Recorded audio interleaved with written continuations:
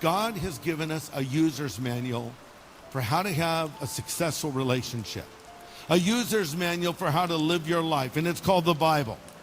And so we need to go back to what God says in His Word, because He tells us how to have a marriage that will last a lifetime. To have a successful marriage, two things must happen. There must be a leaving and a cleaving. Remember that statement in the book of Genesis, for this cause shall a man leave his father and mother and be joined unto his wife, and the two shall become one flesh. Then we read later, and God called their name Adam. So God saw Adam and Eve as one person. And when a man and a woman come together in marriage, and they become one flesh in the sight of God. So now what you want to do is leave and cleave, and that's something you do for the rest of your life. First you leave. Leave what? You leave all other relationships. And by that I mean, I'm not saying you're no longer a son or a daughter to your parents or a sibling, but I'm saying now there's a number one relationship in your life, and that number one relationship is that with your spouse, who's bone of your bones and flesh of your flesh. So I leave all other relationships, and I make this my number one priority, second only to my relationship with God. Does that make sense? Number two, there's a cleaving. Now the word cleave means to be permanently glued together. Actually, the word implies there'll be irreparable damage if the two are separated. So it doesn't mean I'm stuck to that person, but I'm glued to that person. Big difference. In other words, I'm holding on to the person. So I leave other relationships. I'm holding on to my wife or to my husband. Ephesians chapter 5, verse 31. For this reason, a man shall leave his father and mother and be joined to his wife, and the two shall become one flesh. This is a great mystery, but I speak concerning Christ and the church.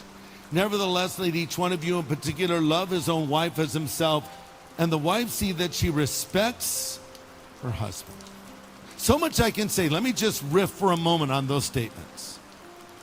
If you would just do that, it would transform your marriage. Do what?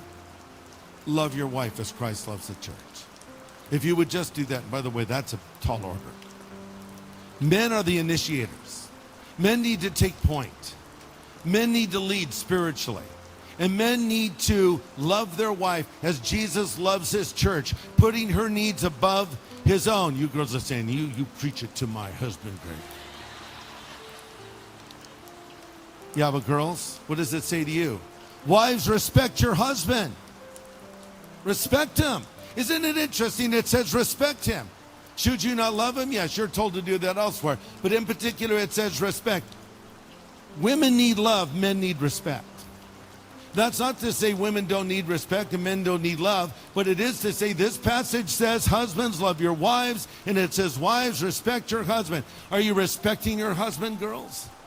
Don't ever tear your husband down in front of other people. Denigrate him. Make him the brunt of a joke. When's the last time you thanked him for what he does for you, the sacrifices he makes for you? And how are we to love our wives? Men, we're to love her as Christ loves the church. And how did Christ show his love for the church? He died on the cross for the church.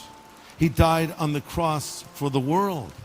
He died on the cross for all of humanity. No greater love do we have than this, and a man laid down his life for his friends, and Jesus laid his life down for us, and he sacrificed his life for us so we could come into a relationship with him, and we could be forgiven of all of our sin. You know, it's an amazing thing. Of all of the illustrations God could have given us to show his love for humanity and to show how people who believe love him, he chose marriage. Love your wife as Christ loved the church. So Jesus is effectively saying, hey, world that doesn't believe, check this out. You see the way that Christian husband loves his wife? That's how much I love my church. Look at that example. And then he says, hey, people, look at that lady there, that married woman. You see how much she loves her husband? That's how much my church loves me. That's why it's so important to keep our marriages together, because it's a powerful witness to a lost world.